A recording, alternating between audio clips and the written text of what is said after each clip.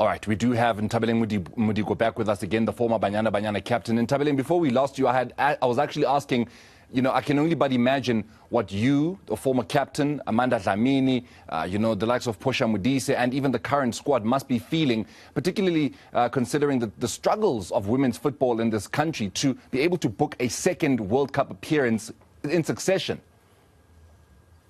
Yes, certainly. Thank you, Marina, for having me. I'm elated, I'm jubilant, and I'm very excited for the girls. I mean, also for Coach Desiree and the technical team, because this is a massive feat that they have done, back-to-back qualifications into the World Cup. Yesterday, I think everybody was just celebrating. It's just a pity that it's a work night. So we have to keep it within the reps. But I think also what they have done, they should be very proud of themselves. They play, making sure that they are still the giants of Africa. But the work is not done. I think we want to see that trophy eventually. Do you think them now putting the qualification for the World Cup aside and ensuring that that is secured allows them to free their minds and now solely focus on bringing that title back home? Because 2018, we came ever so close, losing on penalties to arguably the greatest football team in women's football in this continent. Do you think now that the World Cup qualification is in the past, we can properly focus on getting this trophy back home and actually bring it back home? I hope so. I hope so. I hope, wherever they are right now, they wake up with that, a bounce in their step, because they've done a big thing now, but the job is not done, like I said earlier.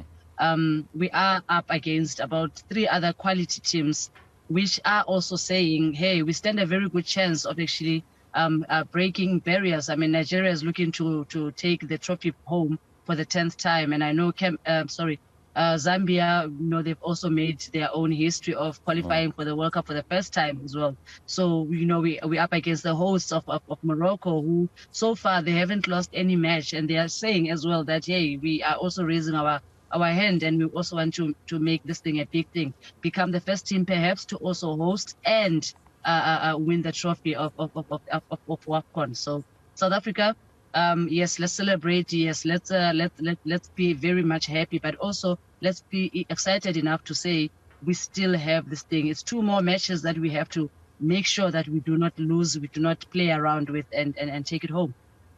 Nthabeleng, we do not have what I think many would agree is the best player in the team, and that is Thembi Kgatlana. But the depth showed last night where Jermaine Shopasino raised her hand and said, hey, there's no Thembi, I can do it. The team is still able to move past the fact that their star striker isn't there. But how important do you think, or rather, how effective do you think her absence is going to be going into the business end? Semi-finals and finals are a different kind of beast compared to the quarterfinals and group stages.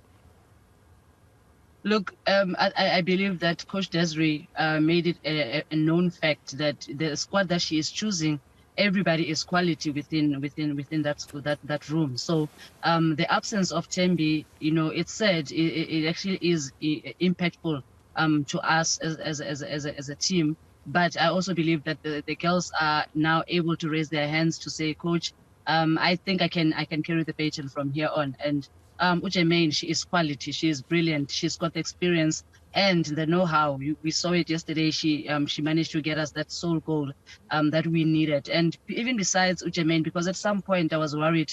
Remember in the Botswana game, she did pick up a knock. I'm glad she the turnaround was very good.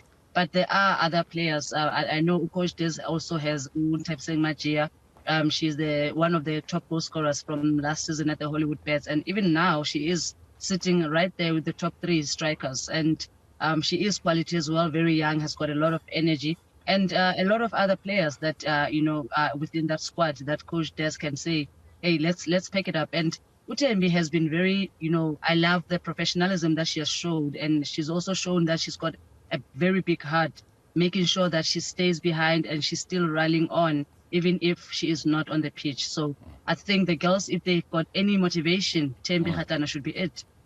Wonderful. Nthabeleng, we're going to be leaving there with you.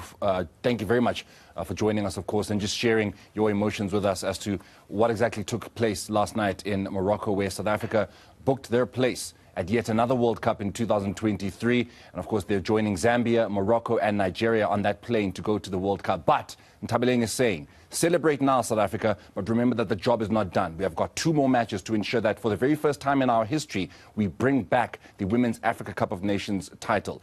Coach Desiree Ellis and her charges definitely can do it, and they've got an entire nation behind him. That is where we leave it from the sports desk for this South African morning. Of course, Gareth and Dumelo continue with the South African morning news updates when we come back.